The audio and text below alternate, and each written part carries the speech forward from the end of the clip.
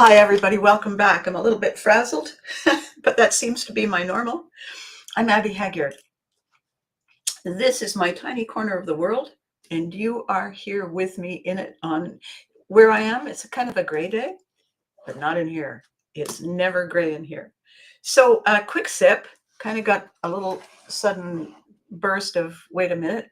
So I'm about 3 seconds behind. 1, 2, 3. Okay, take a deep breath. Let it out. A couple of things happened in the last few days that succeeded in causing the utmost damned astonishment. Because why not? and I had conversations with 5 people.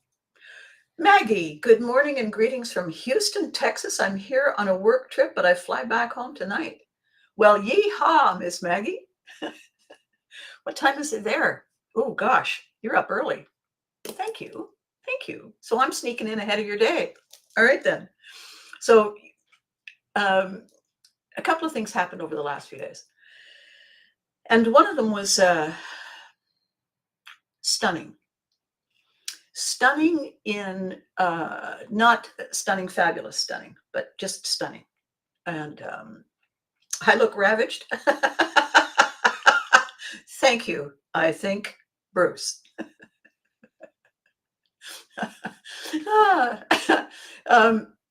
So I just want to touch on this because our subject today is what really triggers us. What really triggers our primary, fight, free, fawn, flattery. What sets us off that we never see, and sometimes even when we see it. So that's our theme today. And I want to talk to you about something that happened a short while ago, short-ish in the scheme of things, that oddly, and I love, I look ravaged. It's very funny. I'd love to get your take on it. Something happened in front of me, right in front of me, and I didn't process it. I saw that something was different. I saw that something was setting off stuff. I didn't see. I didn't fully witness. I was otherwise focused. And for a lot of us who work really intensively and intensely on things, when we activate our laser focus, stuff can be happening right there, and we're oblivious. When I've dived deep, or I have tripped and stumbled and fallen down a rabbit hole of creativity and focus, I don't hear people talking to me, and they're right beside me. And somebody says, "What is wrong with you?" The thing is that my present focus, my presence focus is elsewhere. That's not an excuse. That's an observation, and it is a cause-effect thing that happens when we hyperfocus. And I am hyperfocused. A lot of people who've suffered some kind of trauma tend to slip into hyperfocus when they're, in kind of this mode. And so this event took place. This sequence of events, this cascade of chaos took place, and I was not fully aware of its potential ripple effects. And it has taken a while for all of the pieces to fall into place. And so what I'm talking about today is I sat down with some very key people who are brilliant at what they do. They represent different areas of expertise in causal relationships and in protocol and process and procedures in various parts of our lives. And the consensus that each of my very, very wise contacts reached was that probably everyone can be excused for a breach when we're not um, in the moment with it. What we can't be excused for is a repeat. Now that we know, now that we're aware, we can't unknow. Now that we see, we can't unsee. Now that we add the numbers, we can't unmath. So over the last few days, in those conversations, something happened that I didn't fully grasp. And and as I had these conversations, and every single one of them was so beneficial and so helpful and so supportive and so when a really smart person says they've got your back and they mean it and they prove it, and you just kind of go, all right, and it's not even my birthday. Okay, it was that. On the other side, however, was that every single one of them that I spoke to, I was dealing with, in hindsight, I was dealing with something that could easily have been not only traumatic, but it could have been life altering for any number of people who might have experienced it or witnessed it. And I when you've been a mom, however vicariously, when you've been a Care Bear or three,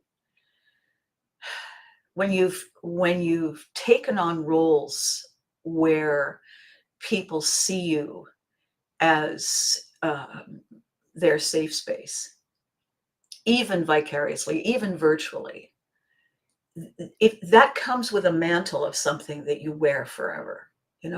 Somebody comes up to me at an event and says, I was a huge fan of You Can't Do That on Television, and Mom meant the world to me. They're telling me today that something I did that far back still informs their today. And that's a pretty incredible thing. And so there's a loveliness, there's a royalty that you receive, and there's a responsibility. So when I realized that something had brushed past us, had lingered, like fog lingering around the houses, and you realize that it was there after the fact. You realize that that was the feeling there was in the air after the fact. And you can't go back and erase what it was or what it intended. All you can do is your best to make sure that everything is secure moving forward. So in those conversations, what I didn't notice was that I was being re-triggered. I was being re-triggered to my origin triggers. So I talk a lot about origin story, and the fact that if it's our story, if we're told that this is our story, and we own the pen, if it's our story, we can rewrite it. We can publish a new edition. That's done all the time. Nobody says, well, we have that power, we have that right, we have that authority. In fact, when you're an author, that makes you an authority.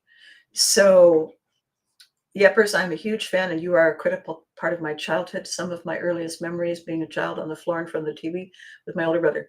Well, thank you. That is lovely. That's lovely. Thank you. So, thank you. It's not even my birthday. So, as I began to realize that I was not as okay at the end of all of these conversations, I was not fully back to my feeling of balance and safety. I was standing on uncertain ground once again. And uncertain ground was basically my childhood growing up as a military kid. It was my childhood growing up as an only child. It was my childhood growing up with beautiful, lovely, loving, talented parents who were uh, a mess, a walking nightmare of any minute now something is going to go off the rails. And from my earliest age, I remember, I can hear my voice, and I have subsequently been told that I would say to my parents, one or the other, "Is everything okay? Is everything going to be okay? Is it okay?" And the only reason that somebody perpetually asks that is because it hasn't been. It has been uncertain repeatedly. And the worst of it is not consistently, because, of course, uncertain. There were times when I thought, oh, and nothing went wrong. So it's always like, climbing climbing up or down a flight of stairs and miscounting how many stairs there are, and you're not looking. And you either have to take one more or one less stair, and it throws you off. And then it throws you off for the next couple of hours because your body is still kind of, reorganizing itself. So I was not aware, I did not recognize that I had needed to do a little bit of work. I had needed to sit with myself, and I had needed to give myself a hug of some sort, and a walk through of everything that I had processed, and breathe, because I hadn't done that. I had this list of people I needed to call. And so Monday, bright and early, I then had to go and do a task, and I talked about it on Tuesday in my video. And the task I had to follow through on was nothing that I had originated. It was just the fallout. It was the collateral damage of the branch of the bank that I deal with closing and moving all my stuff to a different branch. And some of my stuff requires a notarized assessment and checklist that, yes, in fact, this is accurate, which meant I had to go to a notary. And when I was going through all of the closing down of the legal and the financial aspects of a life of someone close to me, I had locked horns and butted heads with a notary who was as obstructive, as difficult, and as condescending as any human can possibly be. And when I had walked out of the door of that place the last time, and I said, "I'll say goodbye because this is the last time I'm dealing with you," and I then processed all of that over the weeks and months of moving, packing, sorting, discarding, moving, unpacking, sorting, discarding, and saying, "Oh." And so nothing really got settled for me until literally this time last year. So this time last year, this is the 23rd of October. Nothing got settled for me until this week last year. And it had begun this week. The whole unraveling and upheaval had begun this week in 2005. And it hit me on Monday that, oh my gosh, this is my anniversary. And after I did my video, I basically sat down and cried. Relief, tears of relief. Good morning, Eddie. It's lovely to see you. Thank you, Maggie. That's very kind. That's very kind. I am I am also sad that I am sorry that I had to go through it. However, it has gifted me so many lessons and has strengthened me in so many ways. It's made me a better friend and a better colleague and a better mentor to myself and others. So it's not a thing that I can properly wish never happened. It's just, it would have been nice to know that I needed knee pads and elbow pads and maybe a chin pad and possibly something for the back of my head. And so in that moment, looking at what I was going to talk about this week, I realized that it was important to talk to thee and me about our triggers, about our triggery. I'd never thought of that word before, but that's exactly what it is. So if you have weapons of mass construction, I invite you to write down the word triggery. Because triggery, not trickery, triggery is the swirl we become enmeshed in when we accidentally trip, stumble, fall into something that is still healing or never noticed, never even attempted to heal. And it's been just sitting there quietly, wondering if everybody will, like, forever not notice us. And then all of a sudden, ta-da, it's my moment. And we are in full-blown triggery with no warning. So, cheers.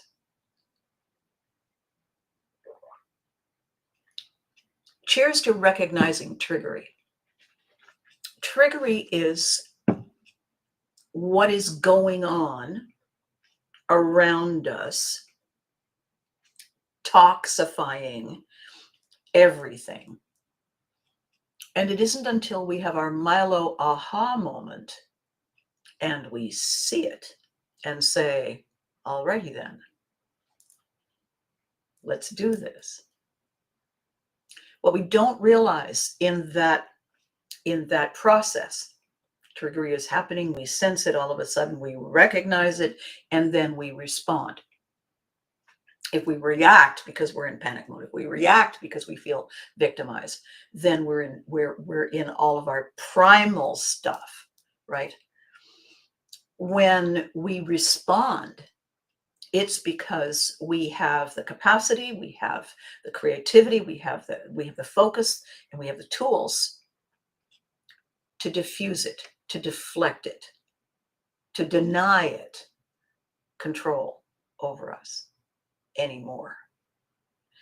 These are processes. This is what I am doing with you in these videos, have been doing with you since 2021 in these videos, is getting us prepared, getting us ready to recognize triggery and defeat it, deflect it, destroy it, dismantle it, deny it.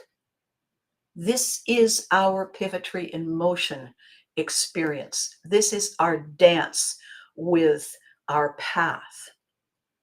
This is our decision with our bus. Are we driving it?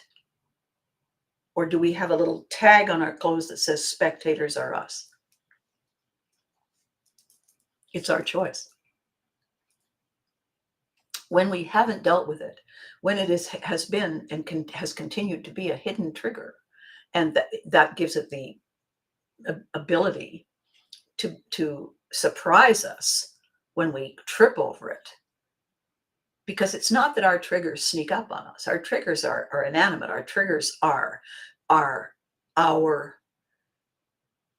memory of a moment when we were surprised, not by the moment itself, but by the truth, which was we weren't as ready for it as we thought we were.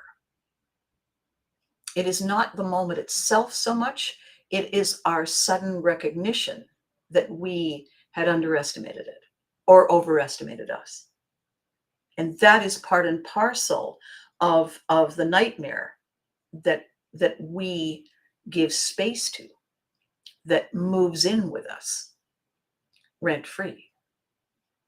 And the reason for my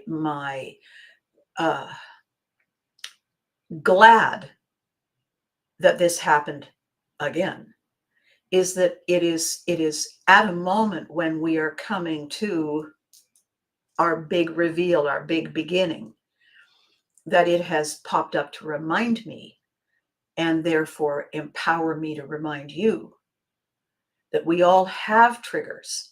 We have all lived in times of triggery.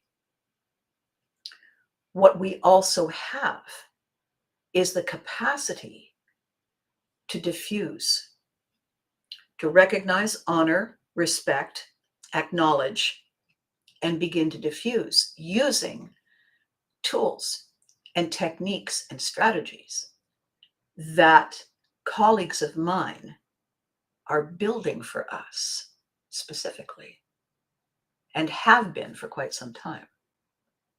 So this is a very important moment before the moment, the introduction to our forever opposites.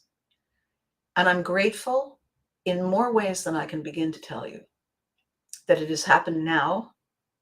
I'm grateful for the fact that triggery took place. I was horrified when I realized it.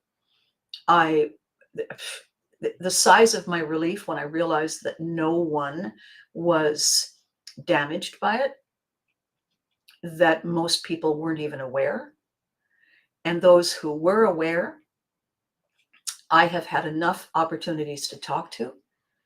And we have walked through our in the moment responses and how we have processed it since, how we've digested it since.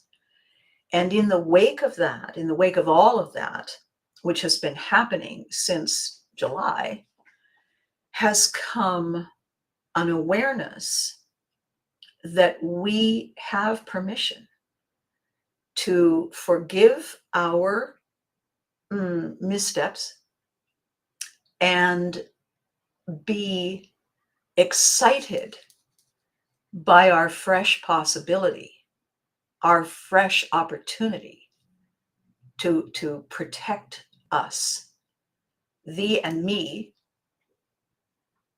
more effectively moving forward. We can build smarter boundaries. We can remind ourselves that every person on the planet falls into comfort and complacency. It's not a shame-blame thing. It's human nature. You can't stay on alert nonstop. People who do are in functional freeze. They're exhausted. They're afraid to rest. They think it's dangerous to let their guard down. That's no way to live. And that is part of our healing journey as well, to give ourselves the connections and the recognition that we got this. Are you watching? Are you on guard? Can I take 5? Yes, we got your back. So now I can rest. We need that more and more these days, in direct proportion to how disconnected we are, how addicted we are to our devices, how mindlessly we walk away from being present and go into virtual reality, how much of our creativity and our control and our connection and our communication are we giving away without realizing it, in a chase to have more freedom. How little are we really free? All of that is a conversation that we're going to have very soon as we launch. Right now, in this moment, these are the moments, they always say that the most alert you need to be on a long drive home is the last 5 miles, the last mile. Because part of your alert system says, okay, we're safe, but we're not there yet. And it's in those last minutes and moments and miles and whatnot that something can happen and we are no longer ready, which is where that fear-based constantly got to be ready can put us into toxicity. What we are all looking for together, with me as your mentor and Sherpa and guide, is finding the balance in all of that. So we don't go into freeze and hide. We are alive in the time that we're living. And we are taking advantage of the friends that we have, the connections we've made. Without these videos, without my shows, without my history and yours, we wouldn't be, Eddie, we wouldn't be talking, Maggie, Freddie, we would not be talking. We would not be here. Good morning, Freddie. I saw your name. Good morning. Your co-workers are like that in September. You address that which needs to be addressed. Yes, yes. But I don't do it spontaneously because I'm a genius. I do it with the tools and the processes and the procedures that my mentors share with me. This is what Eddie learned in September after we had spent most of the summer outfitting him and preparing him and rehearsing him for these eventualities. No man is an island. Everyone is coached. Everyone learns through mirroring and modeling and mentoring. So where we are today, my theme is what really triggers our primitive responses and reactions. What really is doing it to us? Give me a second.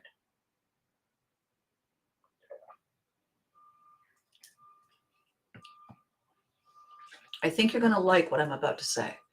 And I think you're really going to like what you're about to see. Here's the thing. Except for the basic physical, energetic functions that we are born with, that are monitored by our subconscious, breathing, blinking, pushing the blood through the veins, digesting, responding, reacting to outside stimulus. Every single thing we do, every single thing we learn is something we learn by watching, observing, imitating, mirroring everything. The opinions we have from an early age are the ones we absorbed from our teachers and our guides. The beliefs we have, the attitudes we have, the assumptions we make are all colored by, filtered by, influenced by our mentors, our teachers, our guides. So what we learn in the moment is not a thing that is actually happening for the first time to, with, for our mentors and teachers and guides. They are sharing with us a memory of something they learned long ago. And having learned it long ago from their teacher, their mentor, their guide, in the intervening years since that first learning moment, our teachers and mentors and guides have added improvements, have added quirks that suit them, that work for them in the moment. And so they kept the change. They kept the upgrade. They kept the revised edition. And so what they teach us is not what was taught to them. What our teachers and mentors and guides teach us is what they remember What they remember has been filtered through time. I have two stories about that. One is the game.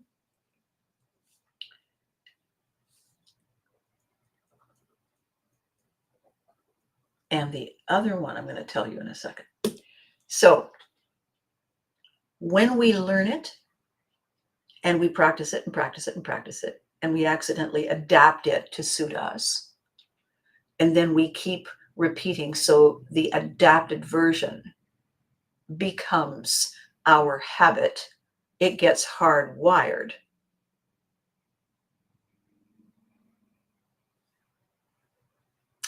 This becomes our blueprint. Becomes our assumption of this is the way it is. This is the way it will always be. When we learn by observing and imitating that in the face of danger, this is how we respond appropriately. When we learn by imitating, witnessing, and modeling to accept and apply the decisions, the assumptions, and the values that our teachers and our mentors and our guides learned to value, we discover something about ourselves. We discover that maybe we don't value it the same way. It doesn't taste the same way it seems to taste to them. We're not that interested. And so we adapt to make it mine today, right? So just a second here. Okay. So the first story I want to tell you before I continue and talk to you about the tools, about our triggers. The first story about triggers is this. We are motivated by survival mechanisms first. We have several different areas in our brains that do several different functions. The largest part of our brain, the oldest part of our brain, is the one that keeps us alive, is the one that lives in the present tense, is pre-verbal, and its sole function is keeping us alive now. Now. Now. Every new second is a new now. And it pulls in, it draws in, it senses things, and it responds immediately. When it is something that feels like danger, it responds in a danger relevant way. If we believe we are under attack, if we believe that something is not okay, when we believe that something is coming because of all the ripple effects and the energies, we, without consciously seeing it, go into survival mode. Thanks for stopping by, Eddie. Have a wonderful day. Sorry, hon. I was switched gears in my head in the moment right there. So that brain, that's all it does. It keeps us alive. And every time it is sent a signal, it goes into its memory banks and it pulls up the response. And all the responses, all the memories are sorted by the emotion it's attached to. So if it's danger, if it's excitement, if it's now, if it's slow, any category, it pulls out the event that happened that triggered that feeling, that automatic response. So we can't always remember a story about an event. However, we can remember it if we remember a feeling. You know, when was the last time you felt threatened? When was the last time you felt threatened? Physically threatened, or mentally threatened, or emotionally threatened? I asked that question, every single one of you, immediately you thought of a time when you were threatened. Because that's fear. That's hide, freeze, flee, free. comply. Every one of us has a memory. All you have to do is use a feeling verb, a feeling word. There is an interesting kind of pressure that comes to us that creates virtual fear. And that is when we play games, competitive games, challenging games, because a game is an exercise in practicing for the real deal, right? That survival brain doesn't know that. When it realizes it's in a scenario in which there appears to be conflict and confrontation, it goes into survival mode. So there's a great game that is a lot of fun to play when you're teaching people about memory and recall, because it plays a trick with your thinking brain, and it's called the phone call. And somebody whispers a word in your ear, and then you turn and whisper the word in somebody else's ear, and then they turn and whisper that word in somebody else's ear, and it goes around the room. The thing is that at some point, inevitably, we don't hear the word. We hear a different word, a similar word, or we completely transpose the word. And of course, you would say to me, why would we do that? And the reason we do that is because the emotional part of our brain feels that we're under attack. It's a contest. There's a competition, and it feels exciting, but it also feels dangerous because everything is fear, everything is survival. If I don't do this right, then I fail, and then the alpha in the tribe kicks me out of the cave, and I'm out where all the saber-toothed whatnots live, and I'm going to die. So there's this anxiety that we feel when we play a game. It's the same anxiety we feel when we go to write an exam. And it makes us forget stuff that we know like the back of our hand, because we're emotional and we're nervous and we're not focused. We're trying to figure out where the danger is. We override this logical, intelligent part of our brain that studied this, knew it for years, knew it like the back of our hand. And we come out of the exam and think, why didn't I know that? I know that. What happened to me? What happened was fear-based, survival-based override. That is triggery. Let's play a game is elevating triggery. Why do people scream and yell and jump up and down watching a contest, watching a game? Why do we crave salty, crunchy, predator food while we're watching an attack situation, even though it's simulated? Because we're back in the cave, we're back in the jungle, we're back in our primitive originality. Can you have a logical, intelligent, calm, rational conversation with someone while the game is in the final inning, in the final minutes of the final quarter, and the bases are tied, and the goals are impossible to deflect? No, because the biggest part of our brain, the part that controls 95% of everything, is in charge.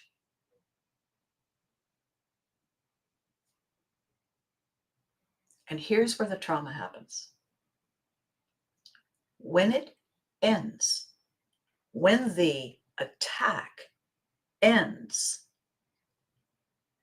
and we experience the outcome, the thinking brain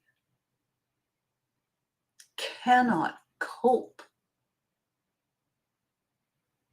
with what appears to have happened under its logical, pragmatic watch.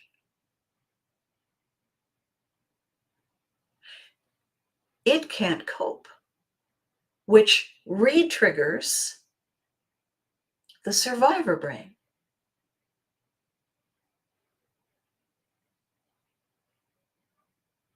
And it immediately replays what happened in real time, because that brain is only in the present.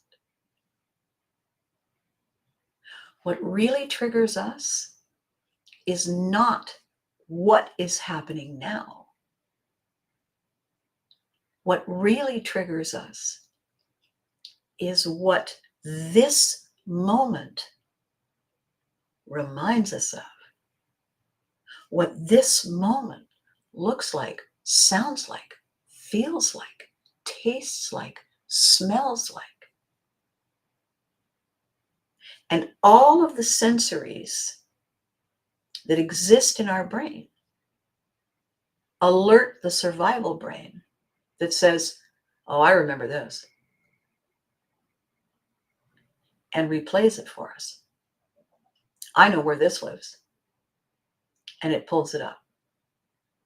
And this emotional brain that only lives in the present does not know that it isn't real, does not know that it's not happening for the first time.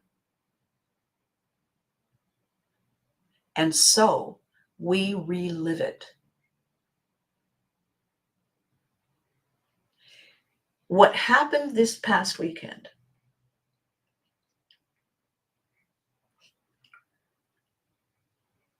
when we have a sequence of triggery experiences while we are processing, while this part of our brain is doing the work and asking the questions and resetting and resorting and rebirthing our understanding, reinventing, rewriting our instructions for this moment moving forward. It's the new edition.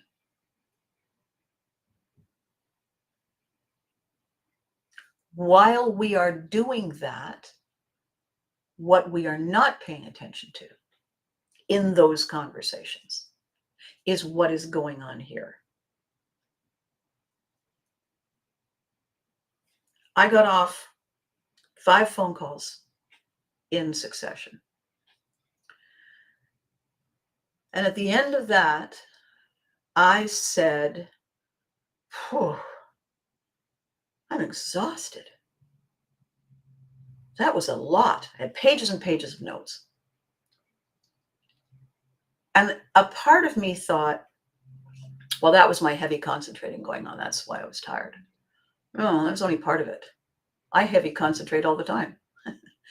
The other part was what I wasn't paying attention to, was the panic drill that was going on in the back, where the 95% of me was hard at work. And when I woke up the next morning and I knew I had to go to a notary, I shifted into full-blown anxiety from a standing start to 1,000,000 miles an hour. It's like when you have a Charlie horse muscle cramp in your leg when you're asleep, and you go from asleep horizontal to standing screaming, and you have no memory of the trajectory from horizontal to vertical. Yeah, that. I woke up and I said the thing I usually say, which is, it's another day. I'm here. I'm grateful. This is awesome. And I got up and I did my routine. And then I was saying, now, what am I going to wear today? Because today and it was a Milo moment. Bam! No warning. And the beauty, the gift, thank you, universe, thank you, universe. The gift was that when I finally found a notary, because complicated, he was lovely. He was intelligent. He was calm. He was sympathetic. He had a sense of humor. And oh my gosh, he was efficient. Click, sort, read, explain, stamp. There you go. And inexpensive. And no weird machine that I had to go back to university to figure out which buttons to push. And at the end of it, and he said, and there you are. Told you it would take you 5 minutes. And I stared at him and I'm smiling. And I said, may I have 50 of your business cards? And he started laughing. He said, yeah. And I said, there's a lot of people I can think of who need to know where you are. If for no other reason than to just come in and say, I'll pay you the money. Just, I don't stamp my wrist. I just need your, whatever that was that Abby said, you got to go see this guy. And he said, well, thank you very much. And then I got in the car, and then every next thing that happened to me all day was a breeze. It was a walk in the park, and I was this and it was that. It was lovely. I came home and I said, there. And every part of me immediately fell down. Not bang, but bang. I was exhausted. I craved comfort food. I felt weepy. I felt overwhelmed all over again, because that was the ripple effect of letting go of all that pent up triggery.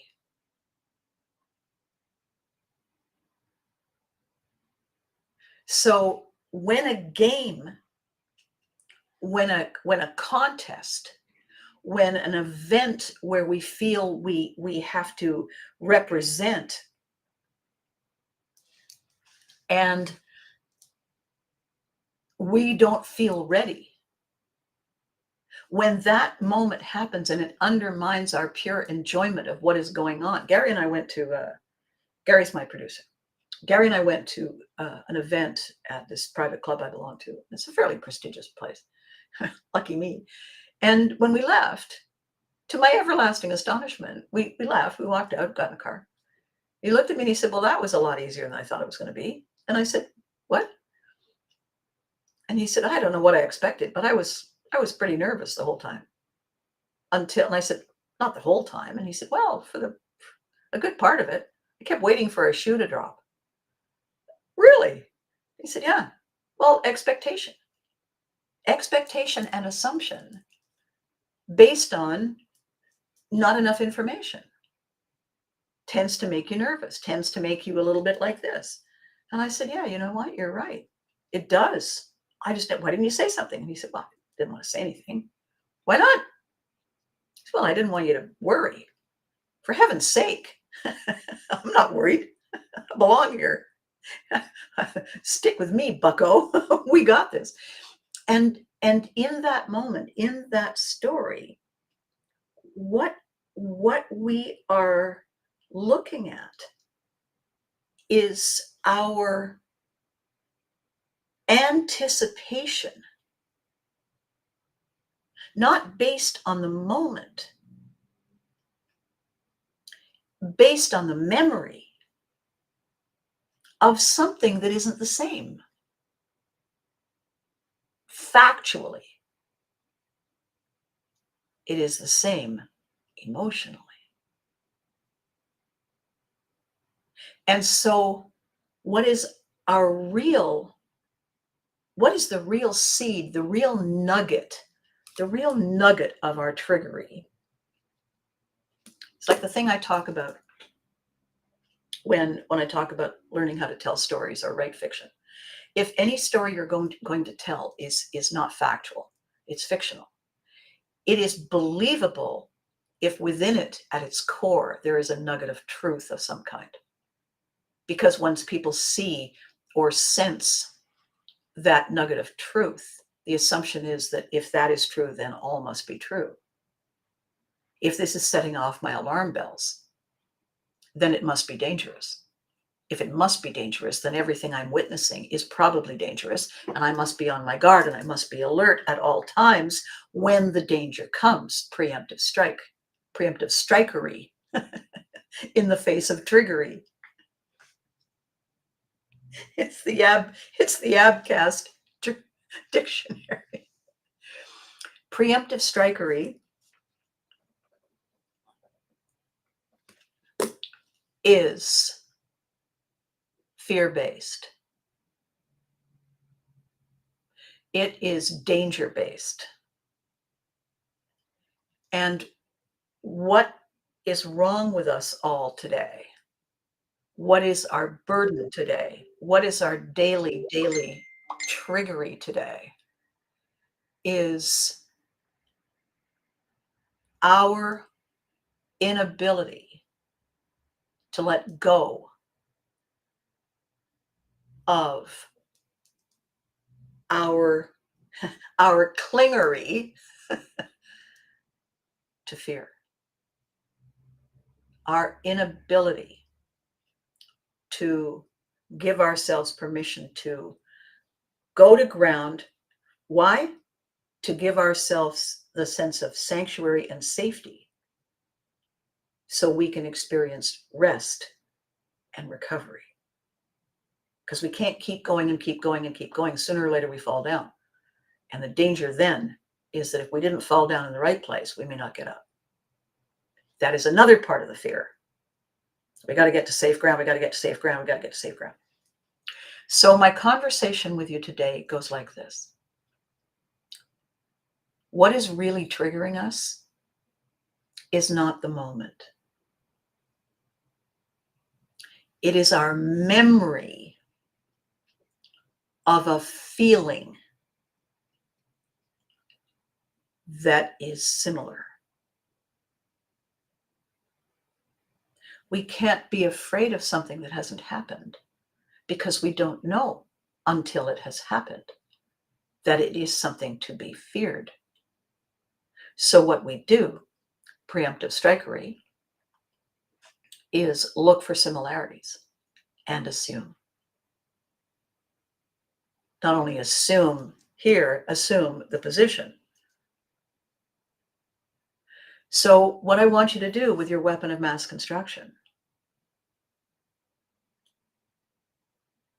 is ask the question, what is this? What is this I fear? What is this? What is it that I feel? What is it that I fear? What does it trigger? Because until you know what it triggers, you truly don't know how to defend, how to protect, and when to say thank you. Come again. Not soon, though. Just don't come again soon. And how do you learn how to do this? You reach out to me. I am the poster child for triggery recovery. Please remember that. Please write that down. Abby Haggard is the poster child for triggery recovery. And how it works is we connect, we get on a call, and you spend 15 minutes with me. 15 minutes is all it takes. 15 minutes with Abby. Write that down. 15 minutes with Abby is the recipe for triggery recovery. Got it? Good. I'm going to love you and leave you now. Got stuff to do. I got triggers to avoid. People to talk to about theirs. Before I do, remember, you need to be good to you because you deserve it. And remember to hug your loved ones because they deserve it too. Thank you for being in the boat, choosing this journey with me. Thank you.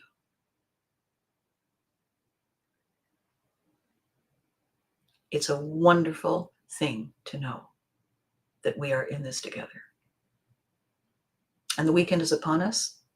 Things to do, miles to go before we sleep. I will see you next week. And in the meantime, see you soon.